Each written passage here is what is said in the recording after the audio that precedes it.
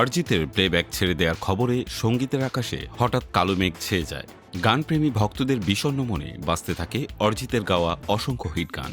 এরই মধ্যেই অরিজিতের গ্রামের বাড়িতে হঠাৎ করে হাজির হলেন আমির খান, আর এতেই ভক্তদের আগ্রহ তুঙ্গে। অনেকে তো ইতিমধ্যে প্রিয় গায়কের প্লেব্যাকে ফেরার স্বপ্ন বোনা শুরু করেছেন।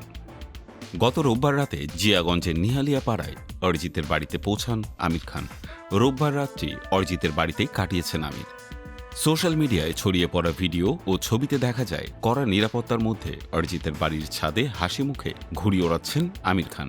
প্রিয় তারকাকে এক নজর দেখতে আশেপাশের ছাদে ভিড় করেন স্থানীয়রা, আর আমির হাত নেড়ে তাদের জবাব দেন। তবে দুজনের মধ্যে কি আলোচনা হয়েছে তা এখনও ধোঁয়াশা। ভক্তদের ধারণা অরিজিৎকে সিদ্ধান্ত পরিবর্তন করানোর জন্যই হয়তো আমির খান বাড়িতে গিয়েছিলেন। এখন আমির কি পারবে অরিজিৎকে সঙ্গীতে ফেরাতে, তা এখন দেখার বিষয়।